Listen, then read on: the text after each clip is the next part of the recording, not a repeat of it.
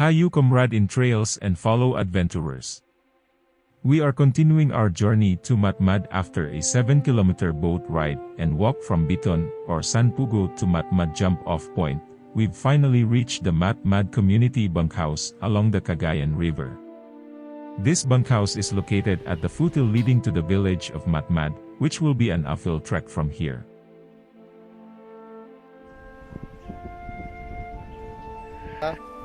Ito yung bunker? Wow.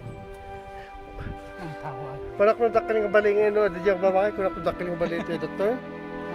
May sa...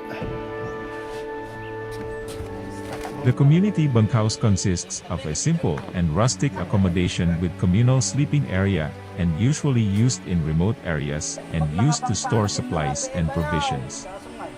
It's also a resting and sleeping spot for travelers and locals after a long journey. The bunkhouse is situated just above the side of a hill, with some trees providing much-needed shade. After disembarking from the banca, our supplies were carried by the boatmen and locals who accompanied us on our journey. We took a brief rest at one of the bunkhouses, enjoying some ginebra to ease the boredom from our long journey under the scorching sun and the heat radiating from the earth and water. Once we regained some strength, and our supplies were loaded onto a cart pulled by a buffalo, we began our steep uphill trek from the bunkhouses to the edge of the forested part of the mountain.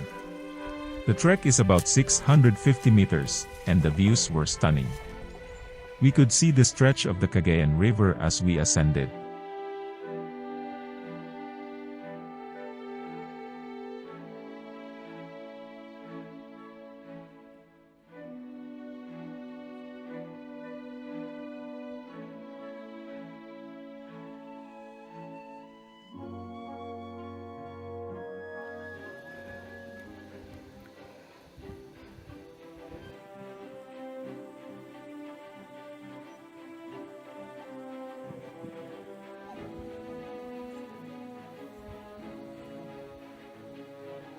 The climb was tough, and I got thirsty a lot.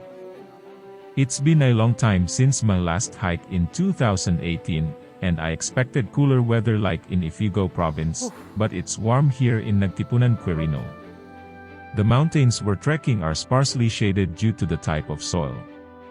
One of the villagers, Ariel, made the trek easier with his jokes. He even suggested I ride the cart pulled by the buffalo, but it was too bumpy and rocky, so I decided against it. Sabi hapon, kora-kora. Ang kora-kora pala, sir. Hintayin mo ako. Kora-kora agad din at ang Filipino, pati burong karaban, sabi niya eh.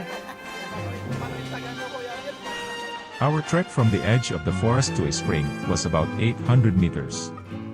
The walk was moderate and shaded by trees. We rested upon reaching the spring, which is a natural source of water that flows or seeps out of the ground. We rested myself a bit and cooled off ourselves by dipping our feet and splashing cool water on our faces. We also refilled our bottles and drank from the spring. The next part of our journey was an extremely steep 260-meter uphill trek to a lonely tree on a high peak. This distance doesn't account for the elevation, so it was quite a climb. My legs cramped, forcing frequent rests.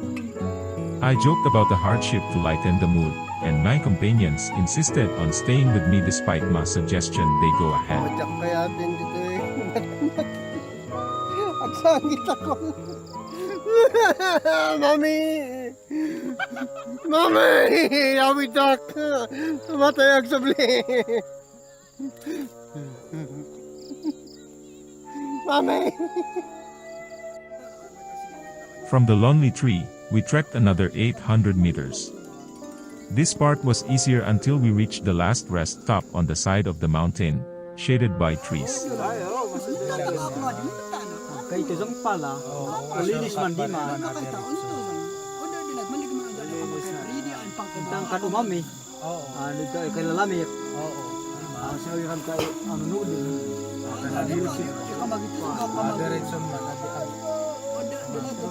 After bonding and resting as the sun set, we faced the final 2.2-kilometer trek to our destination. The walk was mostly level and even downhill at times since Matmad is located on a hill but requires walking along the mountainside.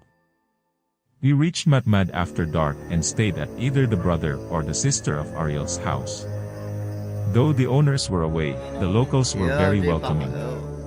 We celebrated with more Ginebra San Miguel, sharing stories and laughter. Yep.